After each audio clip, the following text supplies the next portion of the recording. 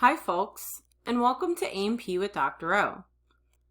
In our video here, we are going to further explore lung tissue underneath the microscope. When we think about the histology of lung tissue, we are going to be noticing a specific type of epithelium that is going to stand out.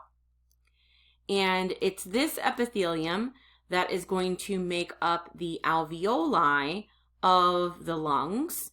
That would be plural. Or if we were just looking at one single gas exchange structure, that would be the alveolus. What we can see here is if I circle this right here, this circle is going to be one of our alveoli, therefore singular would be alveolus. You can see that there are several, so you have one here, here, here, here. You get the idea. All of these are going to be the alveoli. When we blow them up, we can see that epithelial tissue a lot better.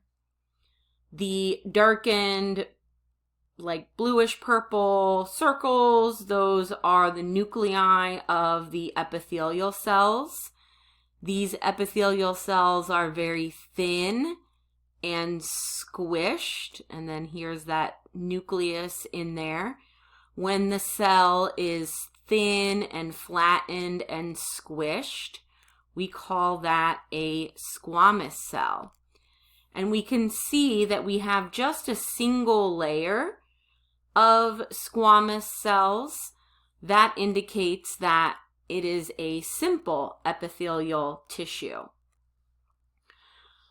If I go ahead and actually draw a line from the epithelial tissue, we can label it that way.